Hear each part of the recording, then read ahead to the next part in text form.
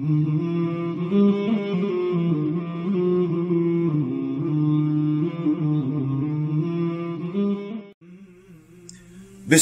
walhamdulillah, wassalatu wassalamu ala rasulullah. Assalamu alaikum wa rahmatullahi wa barakatuh, and welcome back to Radush Shubuhaat.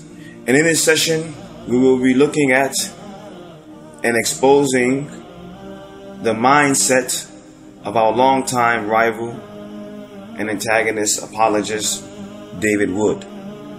We're titling this topic, In the Mind of David Wood, to expose just how unsound and imbalanced the gentleman is. And when you see the following footage and explanation, you will understand why. David Wood, in his profession as a Christian apologist, has become successful off of lying and attacking Islam, taking verses and a hadith out of context and trying to exploit them to give a picture of Islam that's unsavory to many. What we want to do, in light of a series that David Wood himself is doing, titled The Psychology of Islam, and we anticipate to be producing a video on one of those videos shortly as well. But we wanted to temper that with this short video, or shorter video, exposing the mindset of this gentleman so people can see what he is and really what he's about. In this video in particular, we want to focus on one aspect of a fixation of David Wood. And this aspect and fixation is the reality of sexual material, sexual content. David Wood has made it his business to go out of his way to highlight the sexuality and sexual literature that we find within the body of Islamic literature, whether it be from the Quran or the Hadith, highlighting these aspects about the life of Prophet Muhammad sallallahu alaihi wasallam. And even from its onset, I find it quite disturbing that one would be fixated on the sexuality and sexual reality of another man's life. But the Prophet Muhammad sallallahu alaihi wasallam, his life is an open book, and many aspects of his life is highlighted in the ahadith, in the seerah literature, and many peruse these materials and take from it what they want. There are many narrations that are authentic therein, and then there are also many narrations that are not authentic, that many antagonists and Islamophobes love to peruse and use against Islam. Our topic here is not to deal with the reliability or unreliability of Islamic sources, as we're going to be dealing with this in one of our podcasts coming up soon, so stay tuned for that. But our focus here is to deal with the insistence and the relentless pursuit of David Wood into the sexuality and sexual content of Islamic literature, and in particular the life of Prophet Muhammad sallallahu alaihi wasallam. And not going into detail about the things he discussed, but rather as a principle and as a focus of how this man, David Wood, has taken something that's so minuscule in the Islamic literature as a whole and has magnified it to be one of his mainstay topics in his apologetic career. And I want you to focus upon that point. First, let us have a look at the repetitive nature and the repetitive statements of David Wood, taken from his many shows and episodes on the focus and idea of sex as relates to Islam. We have to wonder where there's such a focus and such a desire to insist upon talking about this come from. Why is David Wood so focused on sexual content? Why does the personal life of another man, the Prophet Muhammad sallallahu alaihi wasallam, seems to arouse and interest David Wood so much? Why does David Wood like to highlight things that's just naturally a normal occurrence between a man and maybe his spouse or his personal life, but yet because it's highlighted, but why is this such a focus? These are questions that I want you all, especially the supporters and fans of David Wood, to consider. If we took this reality and tried to project it in modern times, we would equate it with almost the scenario of a person who's titled or called a peeping Tom. One who likes to peep into the personal lives, looking into people's windows or looking into people's personal things and arousing themselves by it. So let us look at David Wood and a montage of clips that we put together showing him talking about sex. And then we want to also refer you to a video in light of the recent discoveries or uncovering of the gentleman Milo, the famous reality figure or whatever his status is amongst the people, coming out and openly endorsing and bragging about homosexual activity and the like. And then also refer you to a video of David Wood defending Milo in another setting, which was on a political platform. But never did David Wood come out and say anything against the unsavory statements that caused Milo to lose his status with many people. So the hypocrisy of David Wood defending someone like Milo, and then to have the same gentleman come out and expose for such sexual depravity, but David Wood would not come back and condemn any of that, but yet find it in his most interest to always try to condemn or talk about the life of Prophet Muhammad sallallahu alaihi wasallam. So we want to bring these things together to show you the type of individual that we're dealing with in David Wood. We have to bring out these things for you so you can see exactly who we're dealing with. And when we get into the psychology aspect from his series that he's doing in Psychology of Islam, then we'll go a bit further into that. Now, we were looking at making this video a short video and just posting something, but we really want to deal with this issue so you can see it for what it is, see him for what he is, and expose him for what he is. So all of this we will lay together for you nicely and present it to you, and you can see this reality.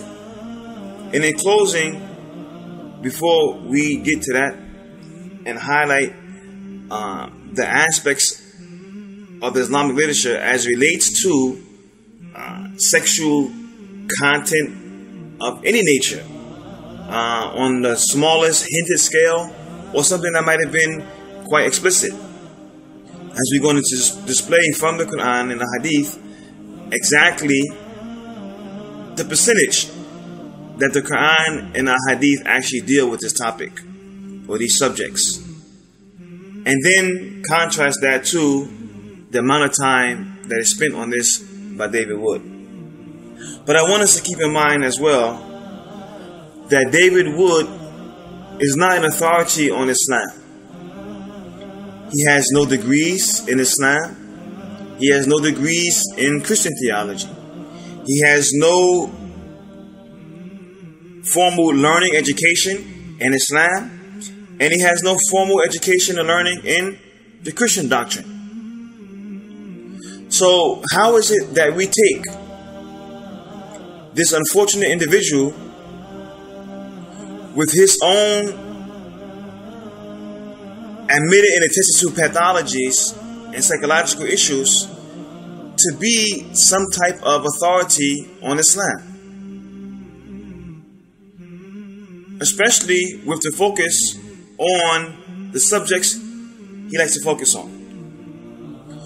So enjoy the following clips and then stay tuned for the exposition of highlighting what the Quran and the Hadith actually says about these issues,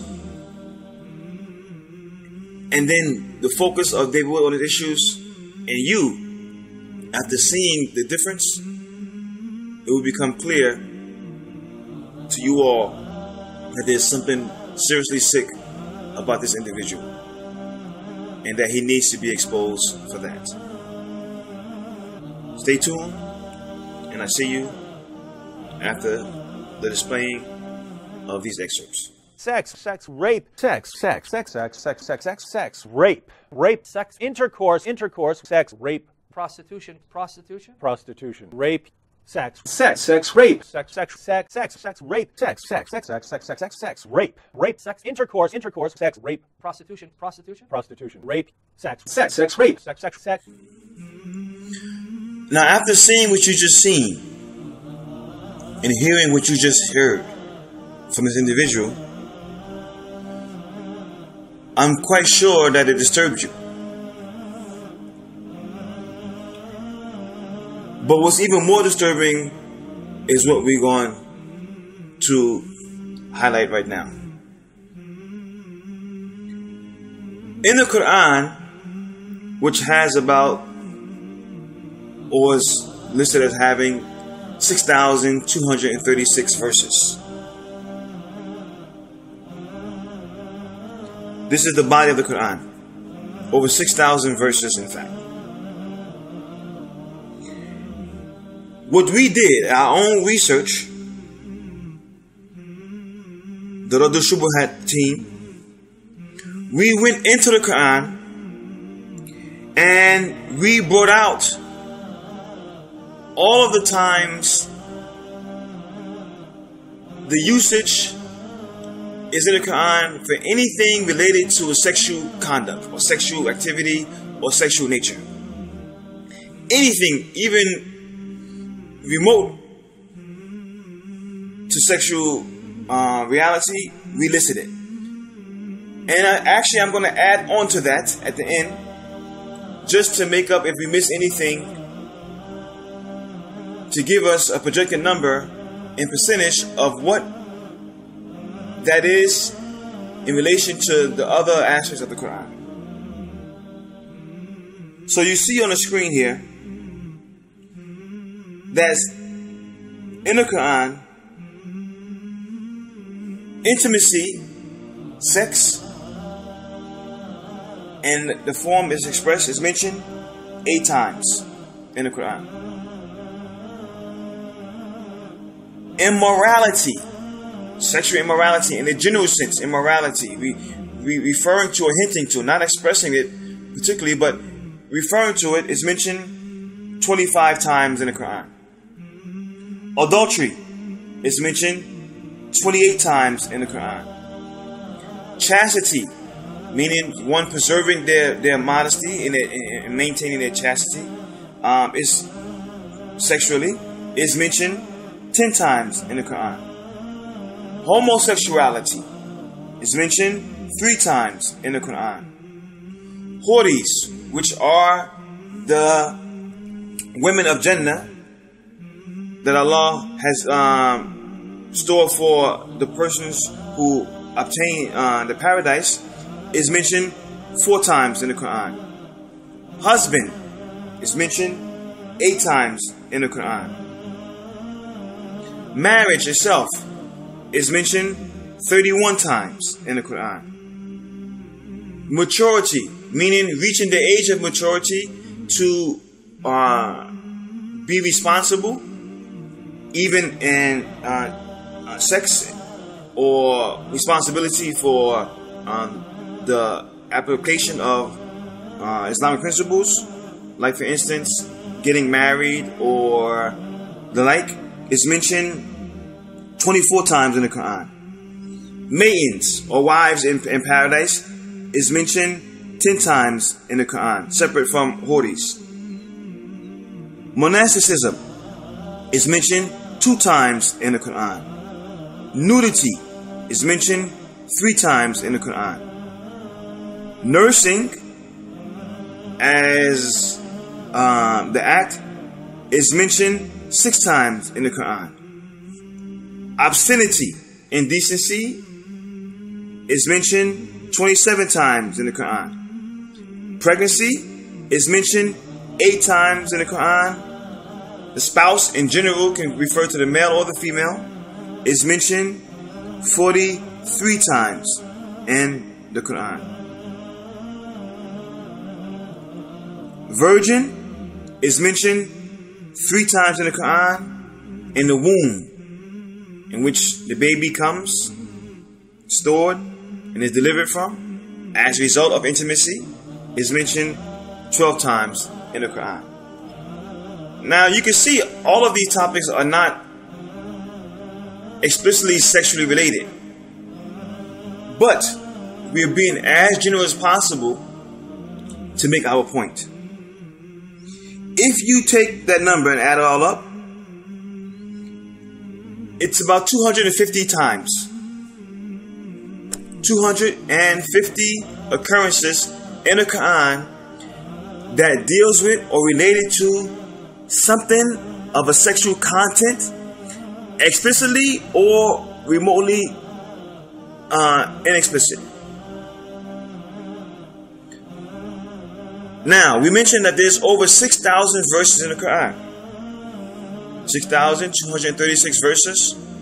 We mentioned the total number is about 250.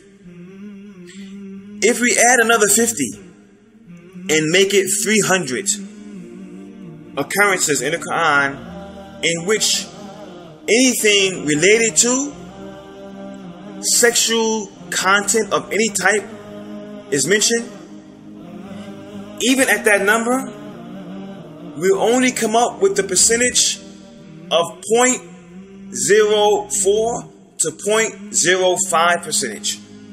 Not even 1% of the content in the Quran deals or talks about sexual content. Not even 1%.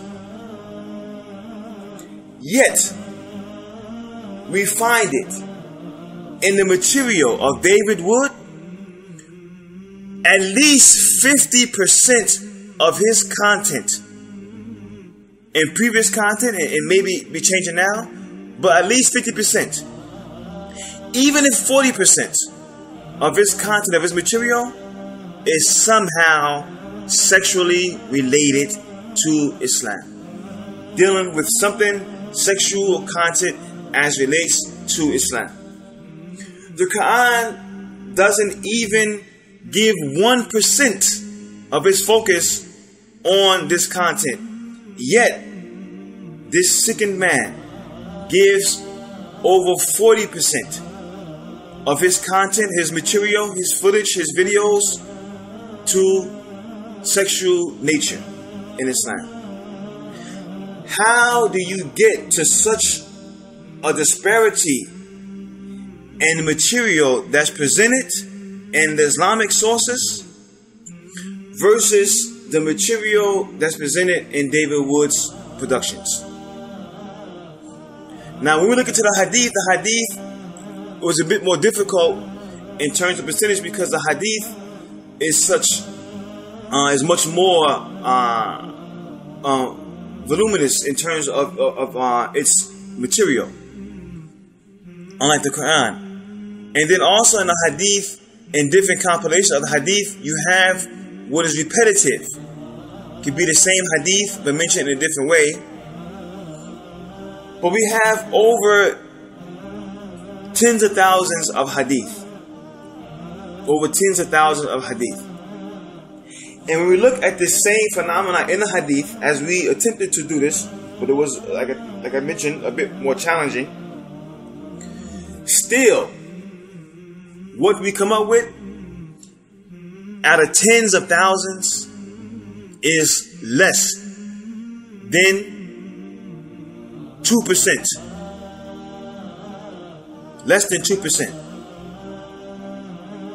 of the hadith literature discusses and deals with sexual related content. So here we have, in the Islamic literature, less than 2% of total content related to anything sexual. But yet, we find this gentleman to build half of his material off such content. And even if we exaggerated and gave 5%, let's say 5%, which is a definitely exaggerated number, a percentage in which the Islamic literature discusses or talks about anything related to sexual content. But we exaggerate the number 5%. Still, even at an exaggerated 5%,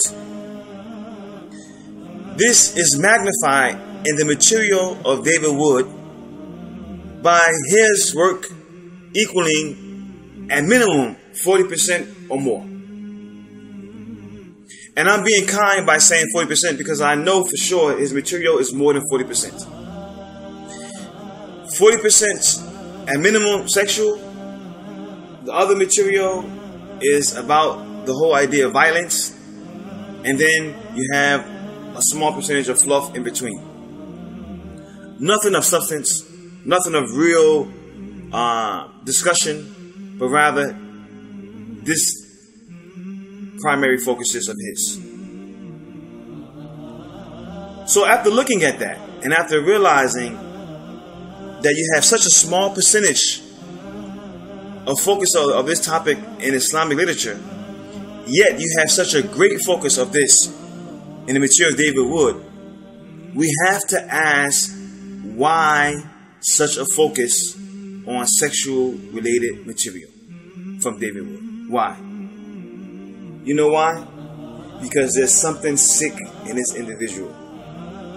And he's projecting his pathology, his sickness that he has in himself onto Islam to make himself feel better about just how sick he is. This is the reality of the matter. This is the reality of David Wood. And we'll again leave you with the montage of clips that we introduced you to earlier. Again, so you can see just how sick and focused this man is on this content. We wanted to bring this video and we wanted to highlight this so people can get a better understanding of who you're dealing with and how to deal with them. And the next video we will bring, as relates to the psychology in that series that he's doing, when we do the repetition of that video, we will bring some clips from his own testimony, his own autobiography that he highlighted and discusses his background of his psychology and what kind of individual he was and remains to be. This is what we wanted to bring, and we apologize for being much more lengthier than we wanted to be or need to be in a video like this. But again, we won't shy away from making the video a little bit longer if we need to bring out the point and make the point very clear. We hope that you benefited from this, and as we normally, we hope that you enjoy our videos, but here we hope that you benefited from it, as not so much enjoy the video, because we can see that there's a sickness here that's not to be enjoyed when we see someone with such a sickness in their mentality. But we hope you benefited by understanding who we're dealing with and how we should deal with individuals like this. They should not be taken serious, and they should be prayed for and hope that something better comes to them. Because I'm pretty sure that this is not the Spirit, the Holy Spirit, focusing on such unsavory issues as this focus of David Wood is. Then again, we have to ask, is this also an effect of reading the sexual explicit material that is found in the Bible? And could it be related to that as well? You decide for yourself. We just wanted to highlight this for you and bring you the evidences. It becomes clear now. Stay tuned for the next refutation of David Wood on the Psychology of Islam series that he's doing. And that video will be much, much longer, because his video alone is 40 minutes. And we had to expose point by point, as we normally do, and refute that. But indeed, we will do so point by point and refute him thoroughly. هذا وصلى الله على نبينا محمد وعلى آله وصحبه وسلم. سبحانك اللهم وبحمدك أشهد أن لا إله إلا أنت أستغفرك وأتوب إليك. والسلام عليكم ورحمة الله وبركاته. Sex, rape, sex, rape, sex, intercourse, sex, rape, prostitution, rape, sex, rape, sex, rape, sex, rape, sex, intercourse, sex, rape, prostitution, rape, sex, rape, sex.